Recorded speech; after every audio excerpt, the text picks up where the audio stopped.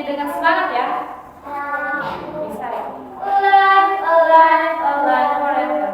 1, 2, 3, go.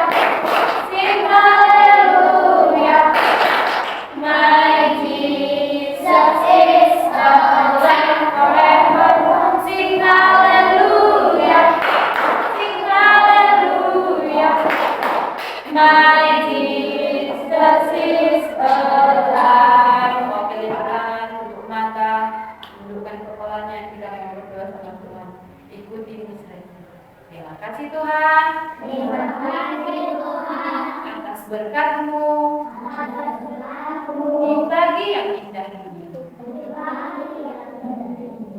Tuhan Yesus, kami akan mendengarkan firman-Mu.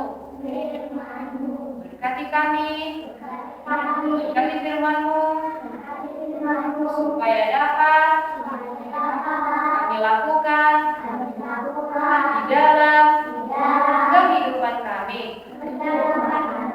Tuhan Yesus, sebentar lagi juga kami akan belajar. Berkati pelajaran kami. Haleluya. Sama-sama kita ucapkan amin. Oke. Nah, di sini Miss akan menceritakan tentang Tuhan Yesus yang berkuasa dan yang dicobai iblis. Siapa pernah mendengar itu? Judulnya Tuhan Yesus. Sama-sama siapa? Satu lagi ya. Tuhan Yesus berkuasa dan yang dicobai iblis di padang gurun. Pertama, bisa menceritakan bagaimana kisah Tuhan Yesus yang berkuasa terus yang dicobai iblis. Apa itu dicobai? Yang digoda. Pada zaman dahulu hiduplah di satu bangsa namanya bangsa Israel. Kalau tidak disuruh menjawab, terus menjawab ya. Pada zaman dahulu hiduplah bangsa yang namanya bangsa Israel. Bangsa Israel itu adalah bangsa pilihan Tuhan. Bangsa apa? Kenapa bangsa ini pilihan Tuhan? Karena di dalam bangsa Israel itu tidak baik bangsa Israel itu kepada Tuhan. Tapi Tuhan Yesus memilih bangsa Israel itu sebagai bangsa pilihan supaya Tuhan Yesus bisa mengubah perilaku dan sikap-sikap bangsa Israel itu. Pada suatu hari Tuhan Yesus pergi berjalan kepada Tuhan.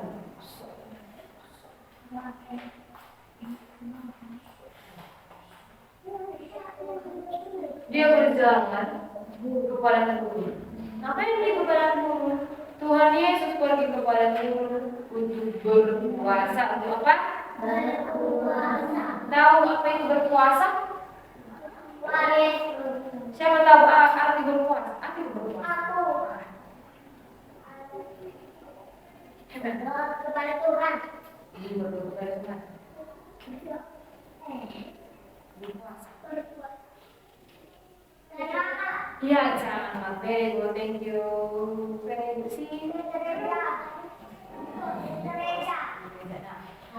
Pernah mendengar orang Islam yang puasa? Ya, puasa dia.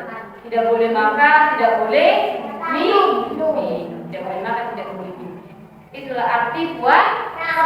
Nah, dan Tuhan Yesus katanya di situ berpuasa.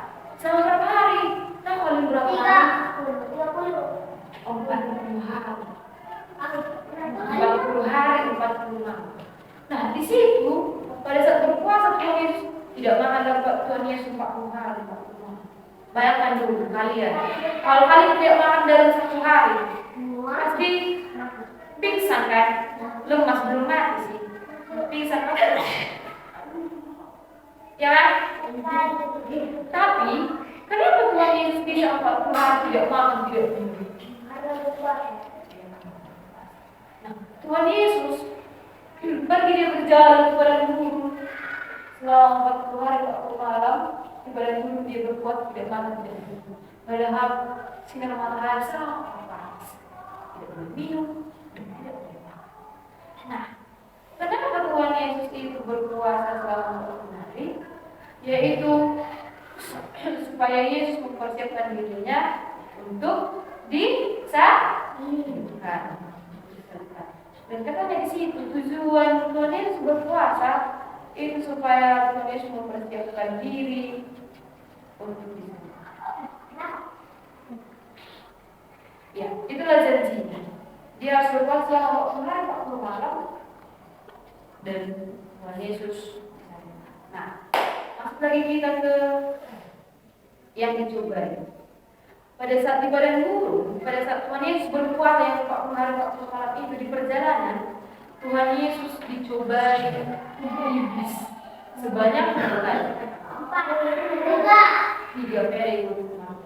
Selama 3 sebesar 3 kali. Tuhan Yesus dicobai iblis sebanyak 3 kali. Nah, pada saat Tuhan Yesus berjalan di padang gurun, dia dicobai yang pertama. Dan Allah ulang.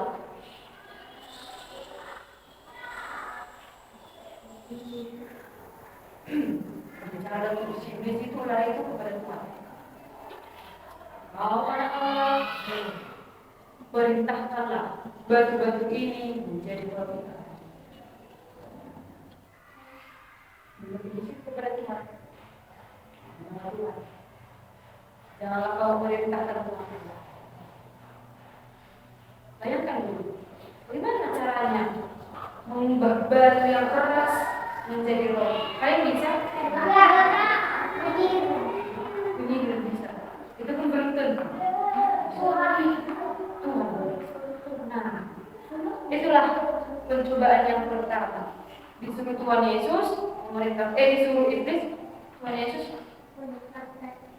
makan dan jadi roti. Lalu berjalan lagi Tuhan Yesus dan tutup pencobaan yang kedua.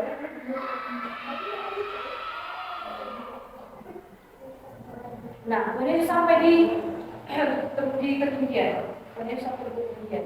Dan mulai juga. Kata anak Allah, jatuhkanlah dirimu ke bawah dari bukit itu ke bawah atas iblis.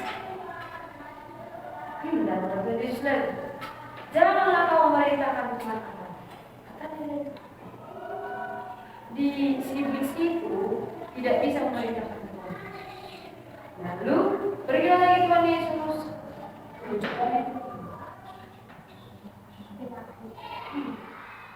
Jangan iblis. Biarlah seperti sama Tuhan Yesus. Semuanya ini apa yang ada di dunia ini, semua ini kata iblis itu kepada Tuhan. Bayangkan iblis bilang seperti sama Tuhan. Padahal Tuhan yang paling berkuasa di dunia ini. Semua ini apa yang ada di dunia ini akan kuberikan kepada kata si iblis. Akan jatuh dia, merasa enak si iblis. Padahal dia tidak sebenarnya. Dia merasa hebat sekali. Apa ini?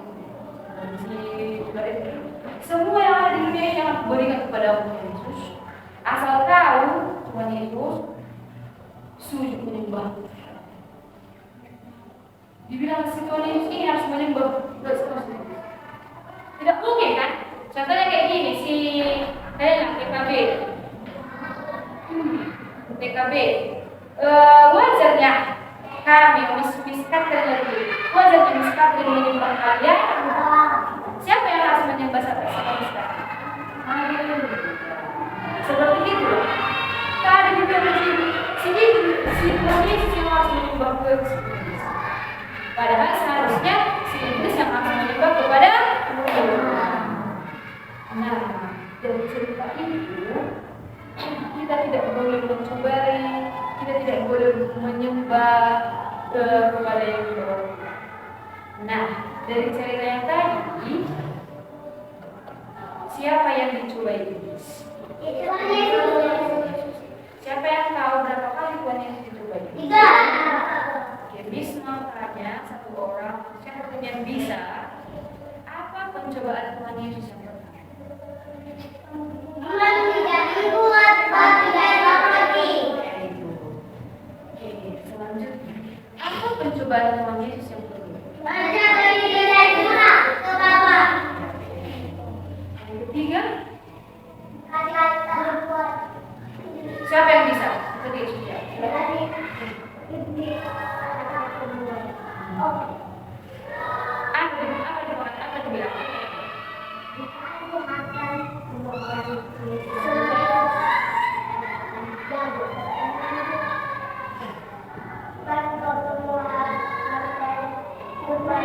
Masuk ke video. Oke, jawaban yang tepat dan benar. Oke, selanjutnya yang tadi yang berpuasa, kalian masih ingat berapa hari?